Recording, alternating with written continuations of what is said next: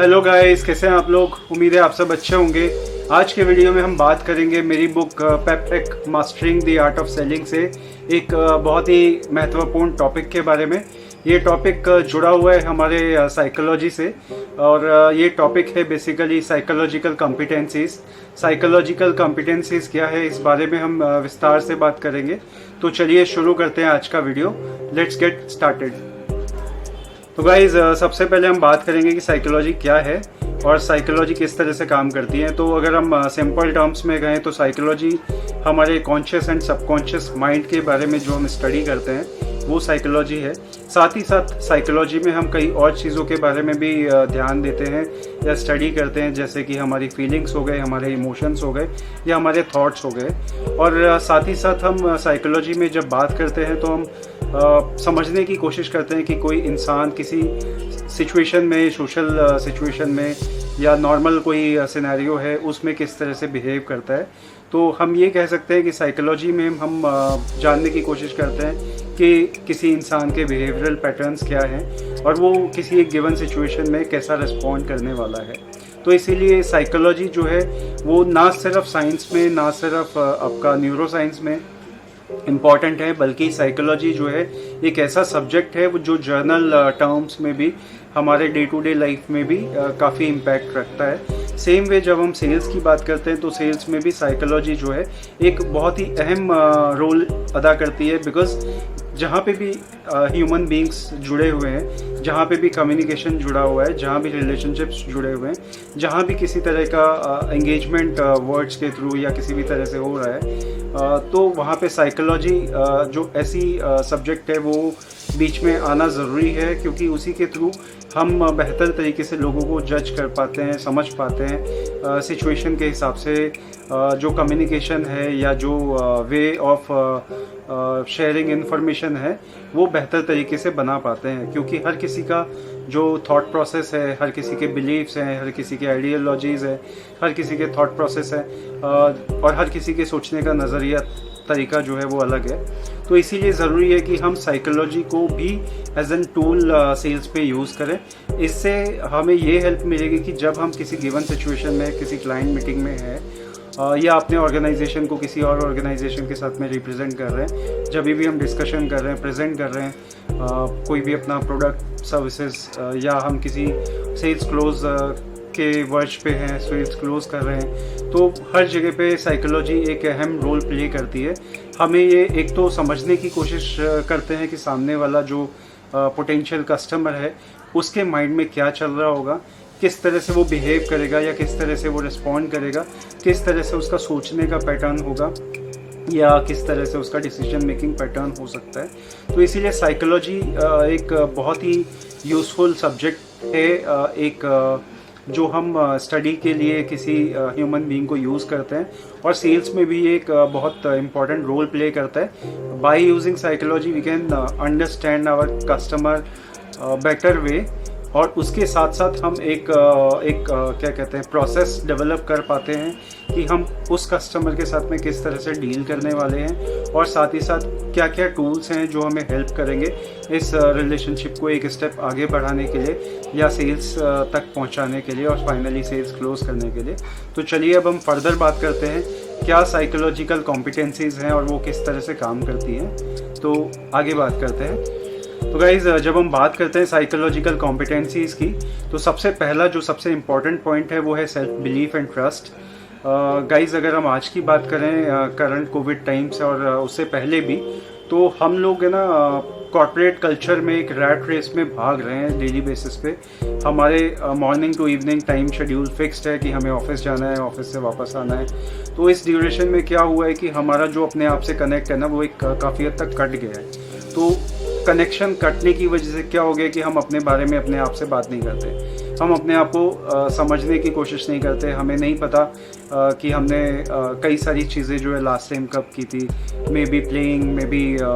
Self talk, may be spending time with your self. और हम हर चीज़ में जो आपका जॉब रिलेटेड है या बिजनेस रिलेटेड है उसमें हम इतना इन्वॉल्व हो गए ना कि हम काफ़ी सारी चीज़ें जो हैं वो छोड़कर हम सिर्फ उन चीज़ों पे फोकस्ड हो गए।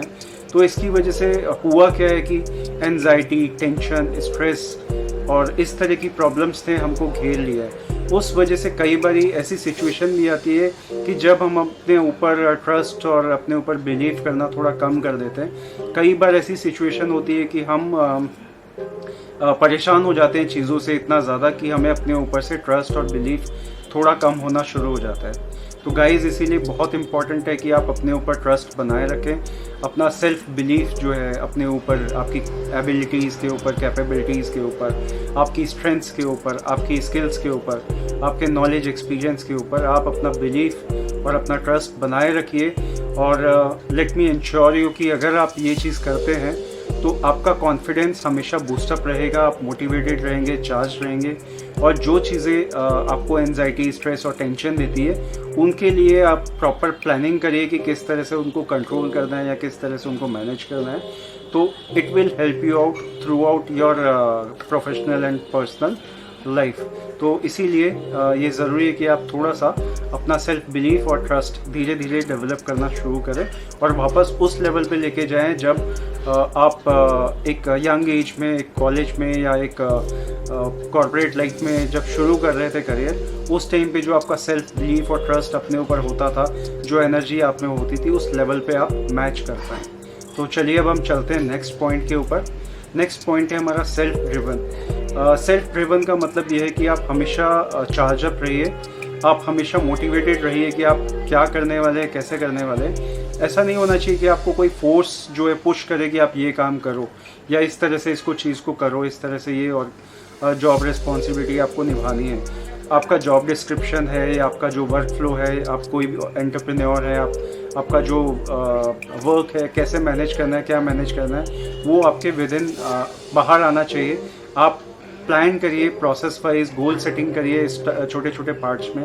और सेल्फ ड्रिवन बनिए, क्योंकि जब आप सेल्फ ड्रिवन होंगे आपके इंटरेस्ट जो है वो ज़्यादा होगा, you would feel more engaged और आपका मोटिवेशन लेवल भी बूस्टअप होगा और आप हमेशा रिजल्ट्स जो है पहले से बेहतर पाने की कोशिश करेंगे और डेफिनेटली आपको सक्सेस भी मिलेगी। तो गाइज थर्ड पॉइंट है आपका emotional stability and control. Emotional stability and control भी बहुत अहम भूमिका अदा करते हैं, क्योंकि जब आप इमोशनली बैलेंस्ड हैं, इमोशनली कंट्रोल्ड हैं, तो आप कोई भी गिवन सिचुएशन में, चाहे वो किसी भी तरह की हो, पर्सनल हो, प्रोफेशनल हो, कोई भी स्ट्रेस सिचुएशन है या कोई प्रॉब्लम है, कोई कंसर्न है, तो आप वेल बैलेंस मेंटेन कर पाएंगे और समझ पाएंगे चीज़ों को बेहतर तरीके से और साथ ही साथ आप जो है कैपेबल होंगे ज़्यादा अपॉर्चुनिटीज़ और ज़्यादा चीज़ों को एक्सप्लोर करने के लिए और सॉल्यूशन भी आपको बहुत आसानी से मिलेगा किसी भी प्रॉब्लम का। और साथ ही साथ कंट्रोल्ड एनवायरनमेंट में आपको रहना इस तरह से है कि आप अपने इमोशंस को, अपने जो सिचुएशन में आपका बिहेवियर है उसको कंट्रोल कर पाएँ और आप सिस्टमेटिकली और एक प्रोसेस्ड वे में डिसीजन ले पाएँ। तो इसीलिए ज़रूरी है कि आप अपने को थोड़ा सा इमोशनली स्टेबल करें और आप कंट्रोल कर पाएँ बेहतर तरीके से अपने आसपास को, अपने इंटरनल एंड एक्सटर्नल एनवायरनमेंट को। गाइज फोर्थ पॉइंट है डिलीजेंस। डिलीजेंस का सिंपल टर्म्स में मतलब है कि आप एक प्रोसेस को फॉलो करें with dedication, determination and hard work. तो जो भी आप काम करते हैं, चाहे वो जॉब हो, चाहे आपका पैशन हो, चाहे आपका बिजनेस हो, चाहे आप किसी स्पोर्टिंग इवेंट के साथ जुड़े हुए हैं, आप जो भी कर रहे हैं उसमें आपको अपना 100% देने की ज़रूरत है और आपका डेडिकेशन, डिटर्मिनेशन, हार्ड वर्क, आपका परसिस्टेंस, ये बहुत ज़रूरी है कि आप प्रोसेस के साथ इन्वॉल्व करें और एक स्पेसिफिक टाइमलाइंस बना सकते हैं आप किस तरह से, कब किस सिचुएशन में आपको काम करना है, किस तरह से प्रिपेयर करना है, किस तरह से आपको प्रोसेस फॉलो करते हुए इस चीज़ों को करना है और फाइनली आउटकम के लिए आपको किस तरह से आपको एक प्रॉपर तरीके से उसके सिचुएशन में काम करना है, सो दैट आपका जो थ्रू आउट द प्रोसेस है वो एक परसिस्टेंसी बनी रहे, आपका डेडिकेशन, डिटर्मिनेशन बना रहे और जो हार्डवर्क वाली आपकी क्या कहते हैं एफर्ट होगा और उसके साथ में आपको थोड़ा स्मार्टली भी एफर्ट करना पड़ेगा, तो रिजल्ट्स आपके जो है हमेशा पॉजिटिव बनेंगे, बेहतर रिजल्ट्स आपके आएंगे और डेफिनेटली जो भी आप काम कर रहे हैं, कुड बी जॉब, स्पोर्ट्स आपका आर्ट, कल्चर, आपका पैशन, आपका हॉबी, आपका इंटरेस्ट, चाहे आपका स्टडीज़ है, चाहे आपका जॉब है, चाहे एम्प्लॉयमेंट है, चाहे आप बिजनेस पर्सन हैं, तो किसी भी फील्ड में किसी भी तरह से आप काम कर रहे हैं, आप डेफिनेटली स्टेप बाय स्टेप इसको फॉलो करते हैं, तो your success is definitely be with you guys. Fifth point है एनालिटिकल एबिलिटीज़। एनालिटिकल एबिलिटीज़ से हमारा मतलब है कि आप किसी भी गिवन सिचुएशन में अगर कोई प्रोजेक्ट स्टार्ट कर रहे हैं या कोई काम स्टार्ट कर रहे हैं या कोई भी एग्जिस्टिंग काम या प्रोजेक्ट है आपका, उसमें भी आप एक एनालिटिकल माइंड के साथ गिवन सिचुएशन में डेटा इन्फॉर्मेशन जो भी अवेलेबल है उसको एनालाइज करें और समझने की कोशिश करें क्या उसके प्रॉज एंड कॉन्स हैं, क्या आपकी स्ट्रेंथ एंड वीकनेसेस हैं जो आप साथ में लेके आ रहे हैं उस प्रोजेक्ट में, साथ ही साथ क्या आउटकम उसका एक्सपेक्टेड है और उस प्रोसेस को आप किस तरह से स्टेप बाय स्टेप आगे कन्वर्ट करेंगे और फाइनली आप क्या आउटकम एक्सपेक्ट कर रहे हैं बेसिस दैट आप कितना हार्डवर्क लगाने वाले हैं, कितने आपके टीम उसमें अपना हार्डवर्क लगाने वाली है, क्या आप उसमें और प्रोसेसेस इन्वॉल्व करने वाले हैं। तो ये सब चीज़ें प्रॉपर तरीके से आप एनालाइज करके अगर काम करते हैं तो डेफिनेटली आपका जो प्रोजेक्ट है या जो भी आप काम करने जा रहे हैं या कर रहे हैं उसमें आपको डेफिनेटली एक बेहतर रिजल्ट्स मिलेंगे और सक्सेस भी आपको जल्दी ही मिल पाएगी because you would be able to work out कि क्या आपके लिए काम कर सकता है, क्या नहीं कर सकता, क्या प्लान ए हो सकता है, क्या प्लान बी हो सकता है, किस तरह से इस प्रोजेक्ट को आपको इफेक्टिवली स्मूथली कैरी आउट कर। गाइस, 6 पॉइंट है इंटेलेक्ट एंड इंटेलिजेंस। इसका मतलब ये है कि आप अपना इंटेलेक्ट इंटेलिजेंस को आपके नॉलेज, स्किल सेट्स, आपके एक्सपर्टाइज, एक्सपीरियंस के थ्रू इम्प्रूव कर सकते हैं और साथ ही साथ ये आपका हेल्प करता है किसी भी गिवन सिचुएशन में उस सिचुएशन को बेहतर तरीके से हैंडल करने के लिए और आप उसको इंटेलिजेंट वे में हैंडल कर पाएँ और साथ ही साथ किसी भी गिवन सिचुएशन में जब आप हैं तो आप आइडेंटिफाई कर पाते हैं प्रॉपरली किस तरह से वो सिचुएशन आपके लिए एक प्रॉब्लम से एक अपॉर्चुनिटी में कन्वर्ट हो सकती है। आप ज़्यादा से ज़्यादा वेज फाइंड आउट कर पाते हैं किसी भी गिवन सिचुएशन में कि उसके सॉल्यूशन क्या क्या हो सकते हैं और आप किसी भी सिचुएशन में उसको अपॉर्चुनिटी में कन्वर्ट करने के लिए भी कैपेबल बनते हैं। तो इसीलिए ज़रूरी है कि आप अपने स्किल सेट्स पे, नॉलेज पे, एक्सपीरियंस पे, एक्सपर्टाइज पे काम करें और जहाँ भी ज़रूरत है आप एक लर्निंग के थ्रू या ट्रेनिंग के थ्रू भी इसमें आगे बढ़ सकते हैं और कभी अगर ज़रूरत हो तो आप एक मेंटोर के पास भी जा सकते हैं जो आपकी हेल्प करे to improve on your skill set, knowledge या एक्सपीरियंस। तो इसीलिए इस इंटेलिजेंस और इंटेलेक्ट के ऊपर भी आपको काम करना बहुत ज़रूरी है ताकि आप बेहतर रिजल्ट्स जनरेट कर पाएँ और आपको नेक्स्ट लेवल के लिए तैयार भी होने में हेल्प करेगा। Guys, 7th and last step है आपका एंटरप्रेन्योरशिप। एंटरप्रेन्योरशिप का मतलब है कि आप किसी भी प्रोफेशन में हैं, चाहे आप जॉब करते हैं, चाहे आप प्रोफेशनल हैं, चाहे आप किसी आर्ट से जुड़े हुए हैं या आप किसी स्पोर्ट्स में हैं, आप एथलीट हैं या आप एक बिज़नेस रन कर रहे हैं या स्टार्टअप रन कर रहे हैं, तो आपका ऑब्जेक्टिव ये होना चाहिए कि आपका जो माइंडसेट है वो एंटरप्रेन्योरल माइंडसेट हो। एंटरप्रेन्योरल माइंडसेट का मतलब ये होता है कि एक पहला आप डिसीजन मेकिंग जो है आपका बेहतर होता है, दूसरा आपका जो है गोल ओरिएंटेड आप बनते हैं, आप रेवेन्यू ड्रिवन बनते हैं और साथ ही साथ जो है आपके डिसीजन मेकिंग बेटर हो जाती है over a period of time और आपका फोकस जो ड्रिवन होता है वो ये होता है कि आपका ओवरऑल प्रॉफिटेबिलिटी के ऊपर काम करना, जिससे आपकी प्रोडक्टिविटी इम्प्रूव होती है, जिससे आप जिस भी फील्ड में, जिस भी प्रोजेक्ट को कर रहे हैं, जिस भी जॉब रिस्पॉन्सिबिलिटी को हैंडल कर रहे हैं, आप अपनी प्रोडक्टिविटी भी इम्प्रूव करते हैं, आपके रेवेन्यूज़ भी बेटर होते हैं और साथ ही साथ आपका ग्रोथ एस्पेक्ट जो है वो भी बिल्डअप होता है। तो इसीलिए आप एक ग्रोथ माइंडसेट लेके, आप एक एंटरप्रेन्योरल माइंडसेट लेके काम करेंगे तो आपको रिजल्ट्स बेहतर तरीके से अचीव करने में हेल्प मिलेगी और आपको एक ओवरऑल सेटिस्फैक्शन एंड सक्सेस भी यहाँ अचीव करने के लिए एंटरप्रेन्योरल माइंडसेट जो है वो हेल्प करेगा। तो गाइज़, ये थी साइकोलॉजिकल कॉम्पिटेंसीज़ जिनके बारे में हमने आज डिस्कस किया। ये साइकोलॉजिकल कॉम्पिटेंसीज़ बहुत ही पावरफुल टूल की तरह काम करती है और हम इन्हें प्रॉपर तरीके से यूटिलाइज़ करें तो हम एक प्रॉपर सेल्स माइंडसेट, एक राइट सेल्स माइंडसेट अचीव कर सकते हैं। और नॉट ओनली इन सेल्स, ये हमें हेल्प करती है पर्सनल एंड प्रोफेशनल लाइफ में। हम किसी भी फील्ड में हैं या किसी भी तरह के जॉब या एम्प्लॉयमेंट या बिज़नेस में हैं, ये हर जगह हमें हेल्प करेगी। तो इसीलिए बहुत ज़रूरी है कि हम साइकोलॉजिकल कॉम्पिटेंसीज़ के ऊपर काम करें, इन्हें इम्प्रूव करें, अपने स्किल्स डेवलप करें, अपने नॉलेज को इम्प्रूव करें, अपने एक्सपीरियंस और एक्सपर्टाइज़ को गेन करें और उसको शेपअप करें एक बेहतर तरीके से।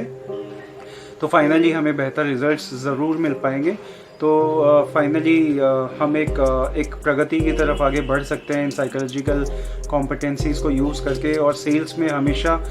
जब भी हम इन साइकोलॉजिकल कॉम्पिटेंसीज़ को एक प्रोसेस वाइज प्रॉपर तरीके से यूटिलाइज़ करेंगे तो डेफिनेटली हमारा सेल्स में जो प्रोडक्टिविटी है, परफॉर्मेंस है, वो इम्प्रूव होगी। हमारे ज़्यादा बेहतर रिजल्ट्स आएंगे in terms of closing sales और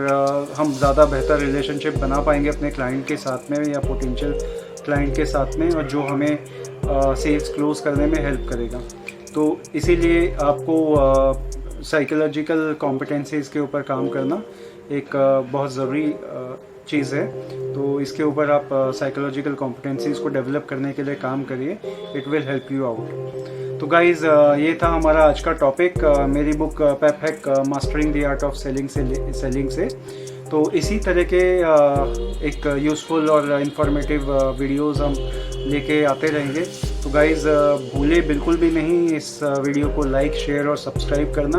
और साथ ही साथ अपने फ्रेंड्स फैमिली के साथ भी शेयर करिए और जुड़े रहिए हमारे साथ। इस कम्युनिटी को और स्ट्रॉन्ग बनाइए सो दैट हम एक दूसरे की हेल्प कर सकें और एक बेहतर सेल्स पर्सपेक्टिव क्रिएट कर पाएँ और सेल्स में बेहतर रिजल्ट्स अचीव कर पाएँ। तो